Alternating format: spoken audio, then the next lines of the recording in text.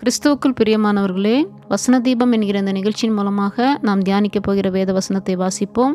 1 பேதுரு 5ஆம் அதிகாரம் 10ஆம் வசனம். கிறிஸ்து இயேசுவுக்குள் நம்மை தமது நித்திய மகிமைக்கு அழைத்தவராய் இருக்கிற சகல கிருபையும் பொருந்திய தேவன் தாமே கொஞ்ச காலம் பாடு அனுபவிக்கிற உங்களை சீர்படுத்தி, ஸ்திரப்படுத்தி, பலப்படுத்தி நிலை நிறுத்துவாராக. ஆமேன்.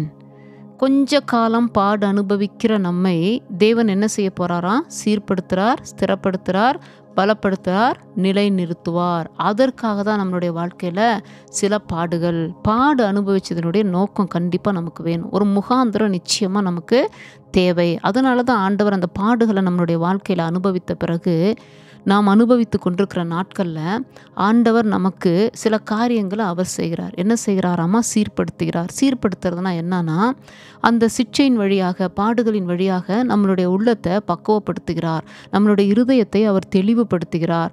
சில நேரங்களில் செய்த பாவங்களை தேவ சமூகத்தில் அறிக்கையிட வைக்கிறார், சீர்படுத்துகிறார். நம்மளை முதலாவது ஒழுங்காக்குறார், அடுத்து ஸ்திரப்படுத்துகிறார். ஸ்திரப்படுத்துகிறது அப்படின்னு சொல்லி பார்க்கும்போது தேவனுடைய வார்த்தைக்குள்ளார் நம்மளை கொண்டு வருவார். அடுத்து நம்மை பலப்படுத்துவார்.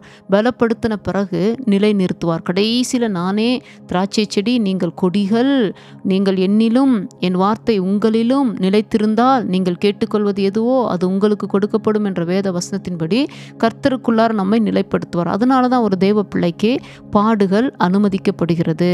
ஏன்னா பாடுகளில் தான் நம்ம புடமிடப்படுவோம். அந்த உபத்திரவத்தின் மத்தியில் தான் நம்மளுடைய வாழ்க்கையில் சில காரியங்கள், களிம்புகள் நீக்கப்படும், சீல் பிதுக்கப்படும். இப்படி ஒரு சிற்பம் செதுக்குகிற ஒரு சிற்பி ஒரு ஒழுங்கற்ற ஒரு கல்லை கொண்டு வந்து அவன் கையில் கொடுத்துட்டா அவன் என்ன செய்வான்? அவனுக்கு மாத்திரம் அந்த ஷேப் தெரியும். அப்போது அந்த ஷேப்பை உள்ள மைண்டில் அப்படியே வச்சுட்டு, ஏன்னா அதில் வரைஞ்சிக்கிட்டெல்லாம் இருக்க முடியாது இல்லையா? அப்போ ஷேப்பை மைண்டில் வச்சுட்டு அதுக்குரிய ஒழுங்கற்ற பகுதி எல்லாவற்றையும் அவன் செதுக்கி எடுத்து அந்த ஷேப் கரெக்டாக வரணும்னு நினைப்பான்.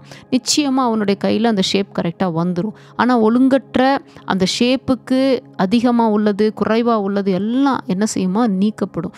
அதே போல் நம்மை தேவன் சில நேரங்களில் இப்போ எப்படி சிற்பி உளிய வச்சு அது செதுக்கிறதுன்றது அடி பட்டு பட்டு பட்டு தான் ஒழுங்கற்றதெல்லாம் என்ன செய்யுமா? கீழே போகும், உடைக்கப்படும். அதே போல் தேவன் நம்மளுடைய வாழ்க்கையில் சில காரியங்களை நமக்கு வித்தியாசமான பாதையில், வேதனையின் பாதையில், வலியின் பாதையில் அனுமதிக்கிறார் என்று சொல்லி நம்ம நினைக்கும் போது என்ன நடக்குது அப்படின்னு சொன்னால், நம்மை உருவாக்கி கொண்டிருக்கிறார். அதான் சீர்படுத்துகிறார், சிறப்படுத்துகிறார், பலப்படுத்துகிறார்.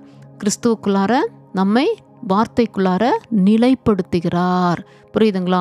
அப்போ அந்த உருவாக்கப்படுகிற நேரம் அதுதான். அதே போல் புடம் போடப்படுகிற ஒரு பொண்ணும் அப்படி தான் இருக்கும். சீல் பிதுக்கப்படுகிற சூழ்நிலைகள் அப்படி தான் இருக்கும். புரியுதுங்களா? அது நன்மைக்கு தான். இப்போ சரீரத்தில் ஒரு கட்டி வந்துடுது. அந்த கட்டியில் பஸ்ஸு நல்லா ஃபார்ம் ஆகிடுச்சு, சரியான வலி.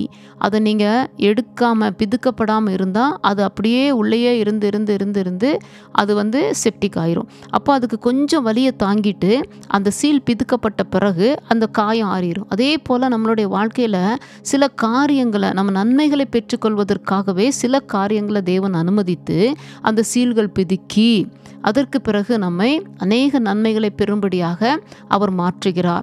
வெள்ளியிலிருந்து களிம்பை நீக்கி போட்டால் தட்டான் கரத்தில் என்ன செய்யுமா? அது ஒரு உடமையாய் பிறக்கும்.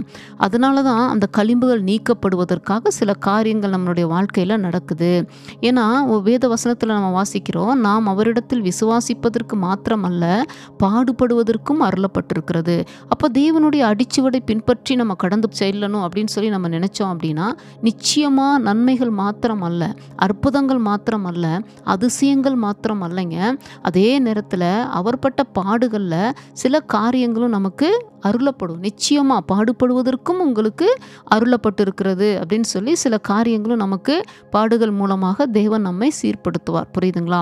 அப்போ ஏன் எனக்கு இந்த பாடு வந்துச்சு, ஏன் எனக்கு இந்த நெருக்கம் வந்துச்சு அப்படின்னு சொல்லி நம்ம புலம்போதை காட்டிலும் இதை நிமித்தமாக இதற்குள் மறைந்திருக்கிற நன்மை என்ன, இதற்குள் மறைந்திருக்கிற அபிஷேகம் என்ன, இதற்குள் மறைந்திருக்கிற நமக்குரிய சாதகமான காரியங்கள் என்ன என்பதை நம்ம அதன் வழியாக போய் தான் நம்ம பார்க்கணுமே ஒழிய, எனக்கு ஒன்றுமே வேண்டாம், எனக்கு பிரச்சனையே வரக்கூடாது, எனக்கு பாடுகளே வரக்கூடாது, எனக்கு வேதனையே வரக்கூடாது, எனக்கு நெருக்கமே வரக்கூடாது, நான் இயேசு கிறிஸ்துவோடு ஆனால் நான் இருக்கணும், நான் என்னுடைய குடும்பத்தில் சந்தோஷமாக இருக்கணும், சமாதானமாக இருக்கணும், ஜாலியாக இருக்கணும் அப்படின்னு நினைக்கிறது கிறிஸ்தவ வாழ்க்கை அல்ல. கொஞ்சம் கொஞ்சமாக நம்ம நெருக்கப்படும் போது, நம்ம உடைக்கப்படும் போது தான் மற்றவங்களுக்கு நம்ம முன்மாதிரியாக இருக்க முடியும். ஏன்னா ஒரு பரிமள தைல குப்பி உடைக்கப்பட்டால் தான் வாசனை வீச முடியும். ஒரு சாதாரண சென்ட் பாட்டில் எடுத்துக்கோங்களேன். சும்மா கொஞ்சம் அதை மூடியை கழட்டி விட்டு பார்த்தீங்கன்னா கொஞ்சம் கொஞ்சம் பேர் ஒவ்வொருத்தராக என்ன செய்வாங்க, அதை முகர்ந்து பார்ப்பாங்க. ஆமாம், நல்லா வாசனை இருக்குதே அப்படின்னு சொல்லிட்டு ஒவ்வொரு கைக்காக போய் வரும். ஆனால் மொத்தமாக அந்த ரூமில் போட்டு உடச்சி யாராவது உடைச்சிட்டாங்கன்னா, இது என்ன இப்படி ஒரு வாசனை இருக்குது, எங்கே ஏதாவது சென்ட்டு கொட்டிருச்சா, என்ன வாசனைன்னு எல்லாரும் வந்து மொத்தமாக ஒரே நேரத்தில் அதை கையிலேயே தொடமாட்டாங்க.